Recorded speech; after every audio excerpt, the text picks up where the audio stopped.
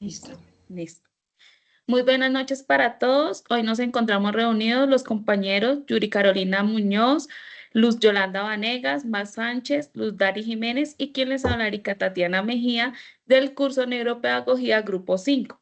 A continuación, observaremos y dialogaremos sobre el video Neuropedagogía, el nuevo paradigma de la educación del siglo XXI de Roxana Fernández.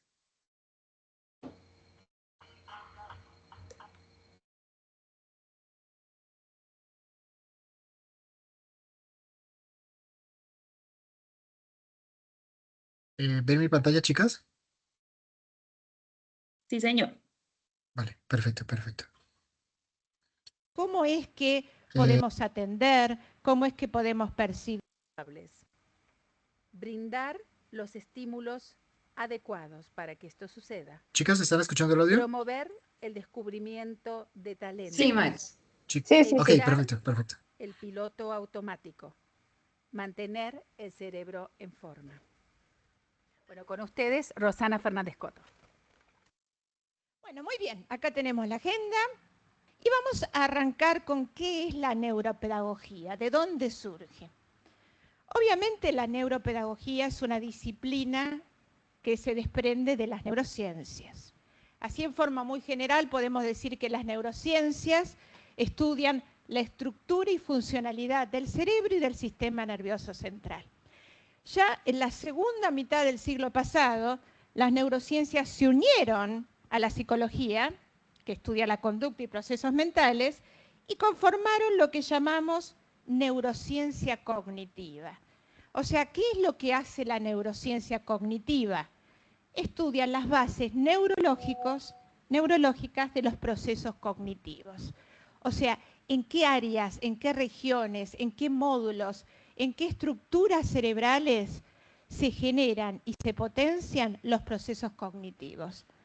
Por supuesto que el cerebro es un sistema y trabaja en sistemas, no es un lugar solo focalizado. Pero ¿cómo es que podemos atender? ¿Cómo es que podemos percibir? ¿Cómo es que podemos recurrir a la memoria? ¿Cómo es que podemos poner en práctica nuestras funciones ejecutivas más humanas y más complejas? Esto es lo que estudia la neurociencia cognitiva, cuyo uno de los padres más importantes fue Alexander Luria. Luego la neurociencia cognitiva se une con la pedagogía y así es como se conforma la neuropedagogía. O sea, que la neuro...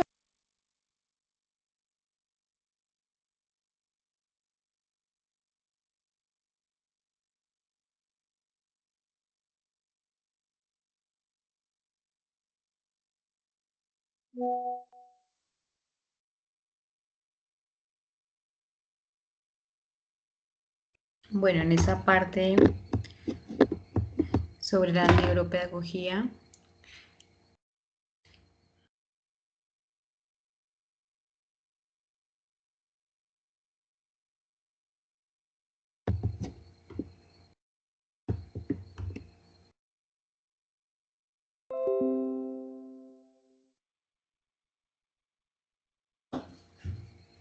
Bueno, acá ella nos habla mucho de que la neurociencia comprende lo del cerebro.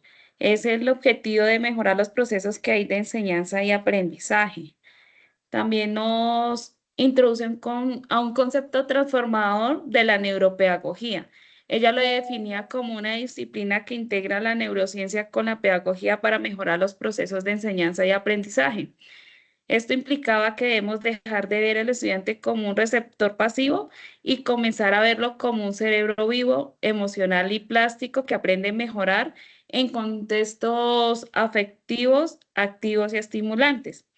En otras palabras, ella nos enseña nos dice que es enseñar pensando en cómo funciona el cerebro con todo lo que eso implica, que son las emociones, los sentidos, el cuerpo, el ambiente, etcétera.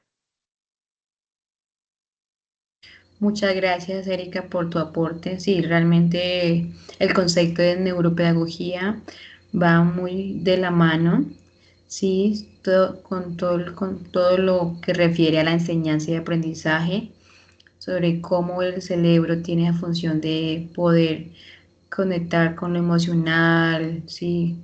Con el tema de cómo los niños pueden, a través de un contexto afectivo, poder aprender, ¿no es cierto?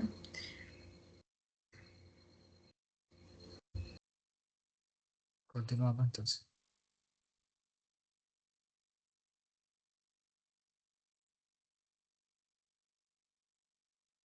Generan y se desarrollan los procesos cognitivos y se pregunta, con todo esto que ahora sabe la neurociencia cognitiva basada en las neurociencias, ¿cómo me puede servir para mejorar mi práctica profesional áulica?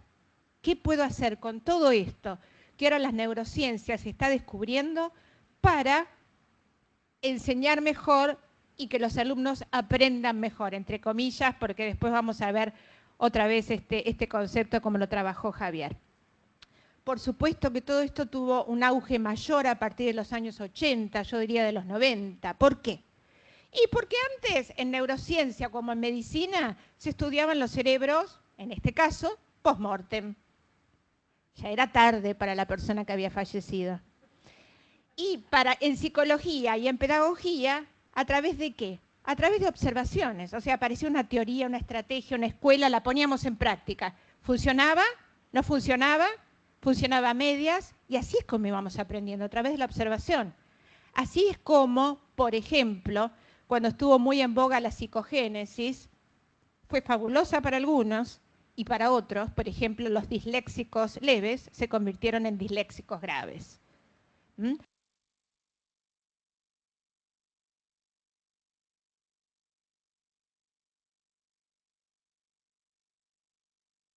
Bueno, compañeras, quisiera aportar algo aquí. Pues me parece ya muy valioso lo que ella dice porque, digamos, nos da a entender el concepto de de neuroaprendizaje, ¿sí? Entonces neuropedagogía. Entonces, pues básicamente integra pues estos tres conceptos, ¿sí? De lo que es la neurociencia, la psicología y la pedagogía, ¿no? Y pues hace énfasis en cómo eh, digamos, la integración de estas tres, pues es en pro de mejorar el aprendizaje del estudiante, ¿cierto? Este proceso de nosotros en el aula, ¿sí? Enfocándonos en el aprendizaje específico de cada estudiante, ¿sí? No como un bloque junto de estudiantes donde todos tienen que ser, eh, digamos, receptores de la información, sino que tienen que ser también parte activa del aprendizaje y que nosotros también debemos comprender el funcionamiento del cerebro para poder nosotros transmitir mejor el mensaje y obtener, pues, digamos, un aprendizaje efectivo en el aula, ¿sí? Entonces, digamos que combina de una manera excelente lo que es la psicología, los procesos de aprendizaje y la pedagogía para, pues, lograr nuestros objetivos de aprendizaje.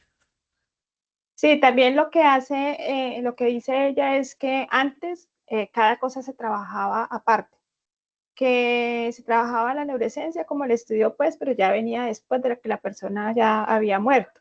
Y se hablaba también de la psicología, pero decía que ya la psicología ya se hacía a través de observaciones. Y ya el tema pedagógico, que era como la parte tradicional. Entonces, al unir estas tres, ahorita va a quedar una. Y esto facilitaría la forma de enseñar y el aprender mejor. ¿Listo? Sí, una cosa que ella ahí resaltaba era que había que crear ambientes seguros, que fueran efectivos y positivos, que esto era lo que hacía que favoreciera la atención y la memorización de cada niño, también por a través de la creatividad. Así es, compañeros. Realmente esa parte es muy, muy importante lo que menciona eh, Roxana. Entonces vamos a continuar. Es aprender. ¿Cómo ha cambiado esto de aprender? Bueno, la primera pregunta es, cuando el docente da clase, o sea, cuando el docente explica algo, ¿los alumnos aprenden? Las respuestas pueden ser no, nunca, a veces, siempre. ¿Quién elige la C? Nadie. ¿Quién elige la B? Unos cuantos. Y la A, menos. Y algunos no se animaron a decir nada. Y yo le diría que desde mi punto de vista personal, la respuesta estaría entre la A y la B. Cuando explicamos algo por primera vez o cuando damos los desafíos, los estímulos para que esa persona vaya entendiendo, es precisamente esto lo que hace, entender, pero no aprende. Para que algo sea aprendida de una, digamos, tiene que haber un gran estímulo emocional, un gran impacto emocional. Si hubo un gran impacto emocional, puede ser que haya aprendido, porque ahí ese aprendizaje va a quedar consolidado en una red neuronal potente. Pero en general, la primera vez que hablamos de un tema, que presentamos un tema, que damos desafíos, se puede llegar a entender, pero no aprender. Para aprender hay que hacer, hay que repetir. Esto ya lo venía diciendo Javier, ¿sí? O sea, en la clase cuando explicamos algo, muy rara vez se aprende. O cuando exponemos a alguien por primera vez a algo. ¿Qué va a pasar en esa circunstancia? Y se va a formar una red neuronal muy débil, esto de que hablaba Eric Kandel, que cada vez que entendemos algo, un grupo de neuronas se forma, o sea, cada entendimiento, cada vivencia se ve ilustrada en el cerebro a través de una red neuronal, pero esa red neuronal va a ser muy débil. Si no la practicamos, si no la hacemos, si no la repetimos, esa red neuronal se desaparecerá y se va a producir lo que llamamos neuroplasticidad negativa. No porque sea malo, sino porque se desarma. A veces es bueno, porque a veces aprendemos mal y tenemos que desaprender para volver a aprender. Pero mire qué trabajo que tiene el cerebro cuando aprende algo mal.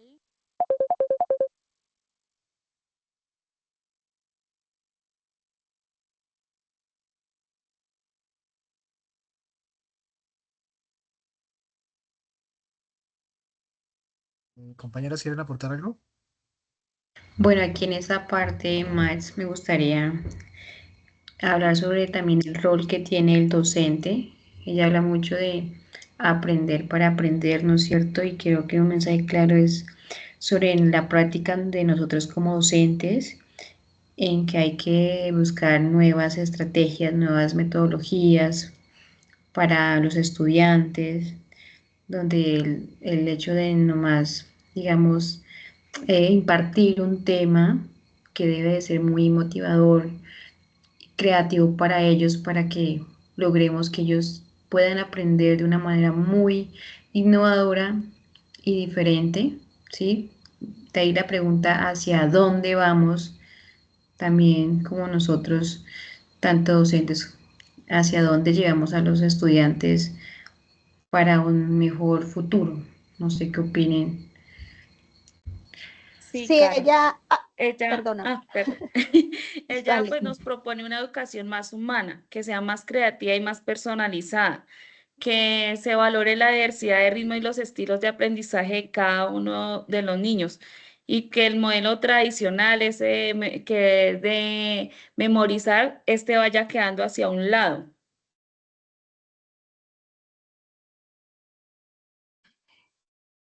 también habla sobre los estímulos y que el tipo de estímulos tiene un gran impacto emocional en los estudiantes.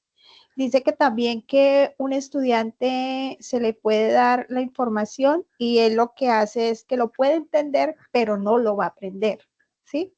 Dependiendo de la forma como se le enseñe, es que ellos asimilan la información y tendrían un aprendizaje satisfactorio de acuerdo a cómo se les dé la información. Porque a veces dice que la información puede llegar y generar como una, como quedarse ahí y generar una vivencia. Pero si eso no se sigue practicando y no se sigue, o sea, como que no tiene el sentido que debería tener cuando uno se lo explica, esa información desaparecería. O sea, el estudiante no la aprendería porque no fue algo de su interés. Así es, no se le da como la estimulación constante o adecuada para el estudiante. Continuamos. en Argentina, y creo que esto es algo mundial, o por lo menos bastante generalizado, más del 50% de las preguntas en exámenes universitarios se refieren a terminología. O sea, ¿cómo se llama tal y tal cosa? ¿Qué sucede cuando pasa tal y tal cosa? O sea, a los qué. ¿Sí? ¿Qué pasaría, por ejemplo, si en vez de preguntar cuál es el resultado de este problema, que aplicando una fórmula que aprendí de memoria lo puedo sacar enseguida, preguntara, el resultado de este problema es 4.950. Muéstrame 2 o 3 procedimientos por los que podés llegar a este resultado. ¿Qué pasaría si en lugar de preguntar quién fue el primer jefe de Estado de las Provincias Unidas del Río de la Plata y en qué año, que es todo reactivo, dijera cómo llegó Bernardino Rivadavia a ser el primer jefe de Estado en 1826? Por ejemplo. ¿Qué pasaría si en lugar de decir a las personas, todavía me sale decir alumnos, pero no me gusta para nada la palabra, sobre en este caso neurobiología del aprendizaje, les dijera, elabora 5 preguntas? Porque como decía Javier, las preguntas son poderosísimas. El que sabe hacer una buena pregunta sobre un tema seguramente lo entendió mucho mejor que el que lo sabe responder, quizás reactivamente. ¿Sí? Entonces, ¿por qué no evaluar diciendo, hagan 5 preguntas, o la cantidad que quieran, donde me demuestren que realmente entendieron el tema? Esto de ser periodistas, de hacer preguntas es importantísimo. Las preguntas son muy poderosas. Como decimos siempre, ¿no? Un profesor no es el que tiene todas las respuestas, sino el que sabe hacer preguntas. ¿Sí?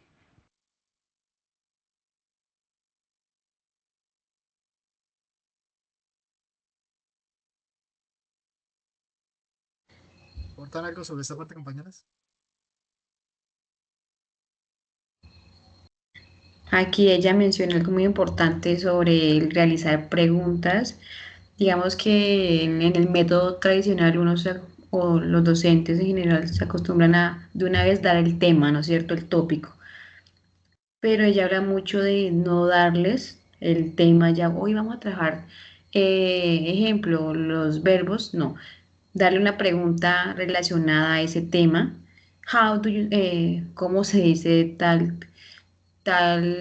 verbo, etcétera, para que ellos puedan ellos mismos dar con el tema, ¿sí? De ahí viene la importancia de introducir las preguntas a inicio de clase para que ellos logren entender. No sé qué opinen acerca de esa parte del video.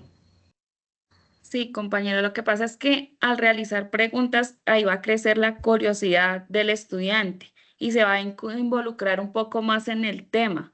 Y va, o sea, ya se estimula a que investigue, a que analice, a que relacione. Sí, Ajá, es como un paréntesis ahí, lo que hace es que él ya dice, el sistema tradicional y el sistema que se tiene que utilizar o las estrategias de aprendizaje que se tienen que utilizar en este momento. El sistema tradicional trae como algo que, o sea, como algo que ya está organizado, como lo que ella decía de las preguntas, los términos, y algo que ya está establecido.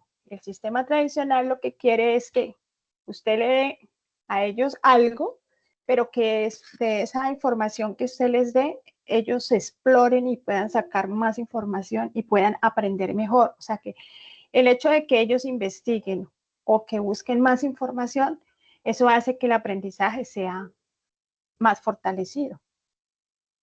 así es, compañera, sea mucho más significativo. De ahí la importancia de nosotros como docentes, ¿no es cierto? Estar siempre dispuestos a innovar, a aprender, a transformar, ¿sí? Cambiar ese método tradicional por uno más llamativo para ellos. Entonces, ¿qué es lo que tenemos que hacer para apelar a estos estilos de aprendizaje, que son los conjuntos de rasgos que hacen que cada persona atienda, perciba, recuerda, utilice la información y vivencie las cosas de un modo particular. Y voy a tener que repetir. ¿Pero cómo voy a tener que repetir? De forma distinta, variándola esto, con novedad. Fíjense esta frase que a mí me encanta, que dice, no te enojes, a veces el otro no te entiende. Lo explicaste 1000 veces, pero no lo ve. No es tonto, no es malo, no es indiferente, es otro. Y nosotros somos los líderes, y nosotros somos los líderes situacionales que tenemos que adaptarnos a los distintos estilos de aprendizaje. No podemos pretender que los estudiantes se adapten a nuestro estilo de enseñanza, porque así es lo que pasa, estudian para el examen, nada más. Entonces, qué bonito, quiero tomar una pausa aquí y aportar porque qué bonito lo que dice ella, porque es precisamente hacia donde va apuntando los retos del aprendizaje del nuevo ciclo, ¿verdad? Entonces, digamos, antes teníamos un método muy tradicionalista donde el estudiante era, digamos, como les decía anteriormente, el receptor de la información y esto provocaba que, digamos, él no tuviera parte activa, él no tuviera parte activa del proceso de aprendizaje.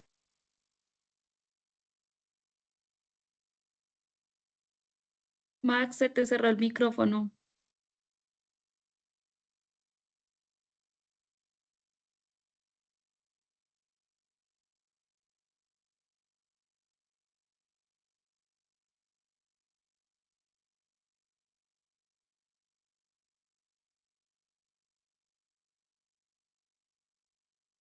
Sí, le cerró el micrófono a Max. Ay, qué pena, qué pena. No, no, no, estaba hablando. Entonces, digamos, es muy curioso porque a eso es lo que tiende el aprendizaje, ¿cierto? Son los nuevos retos que tenemos del aprendizaje. Tomar el valor del estudiante como participante activo dentro del aula, dentro de su propio proceso de aprendizaje y pues digamos que haciendo digamos, una síntesis de esto, pues a eso es lo que apunta, ¿verdad? Entonces, a que el estudiante tiene que ser parte activo de su proceso, de que ahora se tiene que, digamos, el docente adaptar al estudiante, no como antes que el estudiante se adaptaba al proceso del docente y pues obviamente cada docente tiene su propio metodología, su propia técnica, entonces digamos que hacia eso apunta, ¿no? Digamos, a la importancia ya no solo, digamos, del conocimiento como tal, sino a cómo aprende el estudiante y cómo podemos llegar nosotros hacia el estudiante, que me parece muy valioso. Sí, así es. Y además también hablar un poquito sobre los diferentes estilos de aprendizaje de cada estudiante, ¿no es cierto? Que también como ¿cuál es esta docente, variedad que tenemos?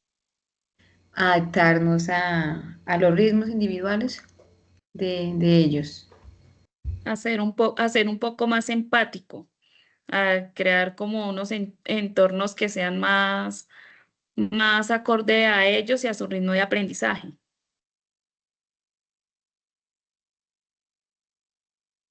La metáfora. Y ahora necesito que leamos todos juntos otra vez, a ver. Esta...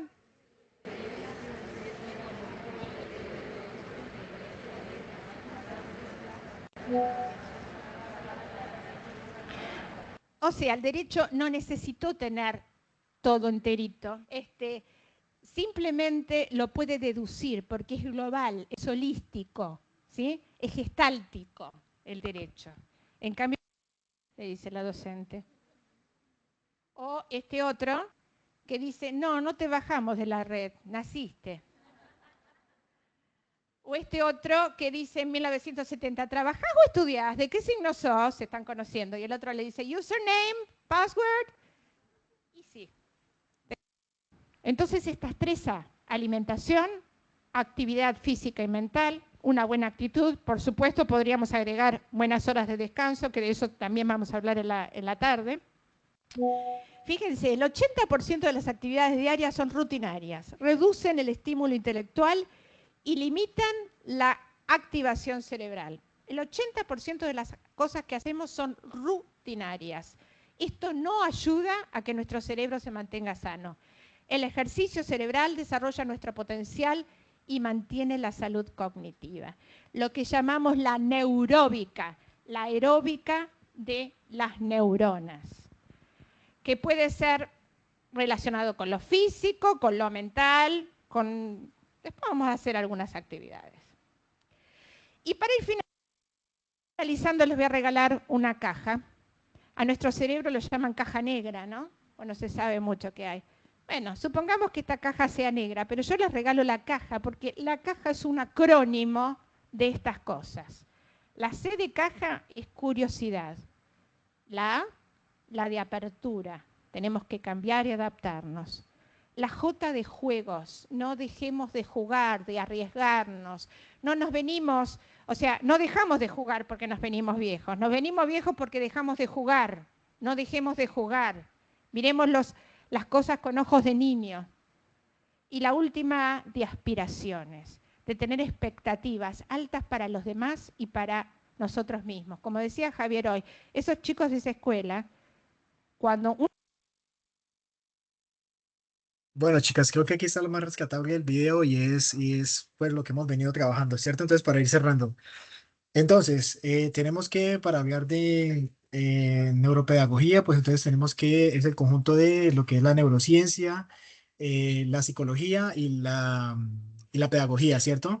Entonces, como neurociencia tenemos todo lo que es en base al desarrollo cognitivo, a cómo funciona nuestro cerebro, con la psicología a lo comportamental, a nuestro entorno y a cómo nos afectan nuestras emociones, y la pedagogía a cómo nosotros podemos, digamos, entender el aprendizaje, llevar el aprendizaje o cómo aprende el ser humano y la mente humana, ¿verdad? Entonces, pues a lo largo hemos tenido este video, pues una charla muy enriquecedora de la profesional y digamos que lo que más se valora y se encierra aquí es, digamos, cómo tenemos que cambiar del modelo tradicional de la educación a adaptar como docentes nosotros todo este nuevo modelo pedagógico y me parece muy valioso lo que ya pone al final, que es adaptabilidad para nosotros, es creatividad para ellos, es juego, o sea, que nos liberemos de nuestras, digámoslo, de nuestras preconcepciones, porque nosotros también fuimos creados dentro de este modelo, o educados, perdón, dentro de este modelo tradicionalista, y pues así, obviamente, pues vamos a llegar a cumplir los retos de este siglo XXI, ¿verdad? Entonces, eso me parece como lo más rescatable de esta última parte. No sé ustedes qué opinan.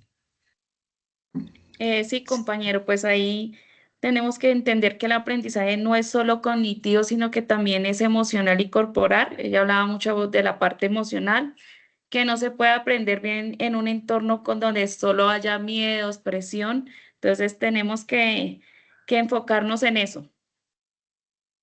Sí, promover muchos estímulos emocionales y sensoriales, juegos, donde pues sea un entorno muy emocional para ellos, afectivo también. Hoy en día pues digamos que antes no se miraba mucho el tema de la afectividad en los ambientes, ¿no es cierto? Entonces, en conclusión, creo que son aspectos muy importantes, comprender el funcionamiento cerebral, integrar tanto cuerpo y mente, y por último, pues, entender y comprender un poquito sobre las acciones de docentes, de nosotros como docentes y los estudiantes dentro del aula, ¿no es cierto? Sí, y que siempre también estar haciendo como actividades, cambiar de actividades, porque la rutina lo que hace es que reduce los estímulos cerebrales. Entonces, que cada cambio va adecuando mejor y se hace más, existe más facilidad en los aprendizajes. Listo. Exacto, excelente. ¿Qué les parece, chicas, si pasamos entonces a plasmar nuestras ideas del video en Del el Mentefacto. Mentefacto? Sí, Claro. me parece muy bien. Puedes compartir el documento. ¿No lo están viendo? Ya lo compartí. ¿No lo ven? Entonces déjenme, ya lo comparto otra vez. Sí, ahí yo lo podía ver. Yo sí. Permítanme. Vale, ya, ahí se supone que ya lo deberían ver, ¿sí? Sí, ya se está Vale. viendo. Listo. ¿Ya lo ven? Sí, Ok, ya. perfecto, perfecto. Sí. Listo. Ahí Entonces la partamos idea del concepto general, ¿sí? principal El concepto central, ¿cuál sería? Estamos La sería ahí neuropedagogía. Neuropedagogía. Concepto La central. neuropedagogía. Sí. Ujú. Neuropedagogía sería Listo, nuestro concepto neuro. central. Y el general viene siendo, pues habla mucho de todo lo que Cerebro. refiere al cerebro, ¿cierto? Todo lo que Cerebro. tiene que ver con el cerebro. Al Y cerebro, y sí. su forma de aprendizaje. Entonces, Y que dentro pues, de ese concepto general habla mucho de la emoción, pues es fundamental, pues escribir esa parte ahí sobre tema emocional. Ujú. entonces en las características Ajá. El cerebro Sí. del, dice que del concepto es central, ¿no? no, No, arriba del cerebro y de forma de aprendizaje. Vale. también Entonces, dice ponemos, que es único y aprende de manera diferente.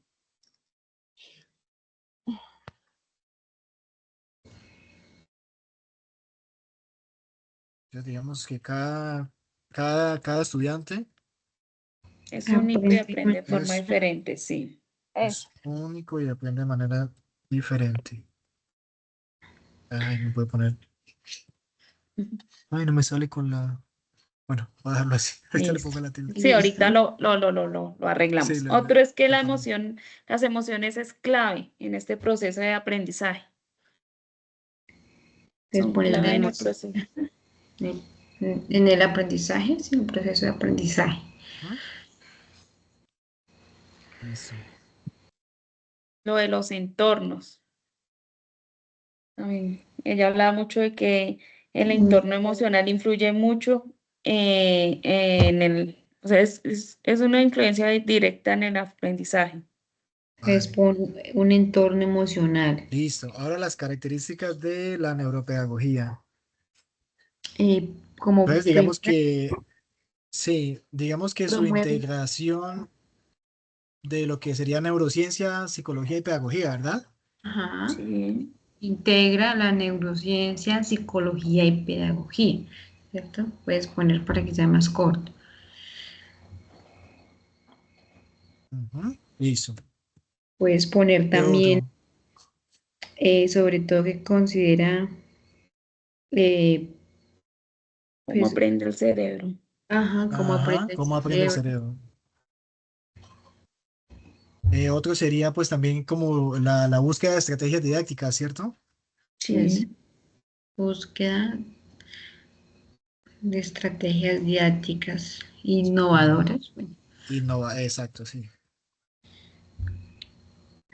Listo. Búsqueda bueno, de menos más conocimiento. abajo podemos poner Entonces, sobre el subconcepto. educación basada en fortalezas. Se habló también mucho de... Sí, de fortalecer mucho la educación. Entonces ahí podemos decir en las características que se enfoca en lo que el Entonces, estudiante puede aprender. digamos, serían como que prácticas pedagógicas innovadoras. No, No, ¿O, sería o cómo como sería el subconcepto aquí? la educación como que en ese tiempo basada en fortalezas, o se basa en O fortalezas. sea, ujú, fortalezas. Como concepto, como subconcepto, listo. sí, señor. Y de Ahora las sí, como características característica, podemos ajá. decir que esta se enfoca en que los estudiantes, en lo que puede hacer, lograr cada uno de los estudiantes. ¿De acuerdo? Sí.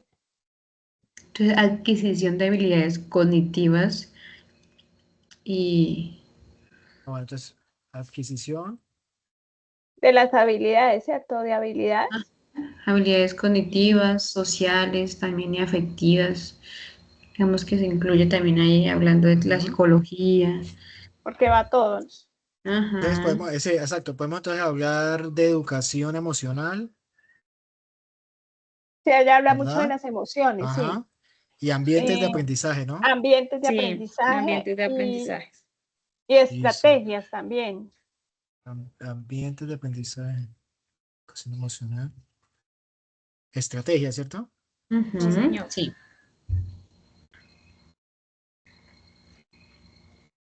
Estrategias. Pero espera que ya me salí. Y que dice que mejora la Estrategias. autoestima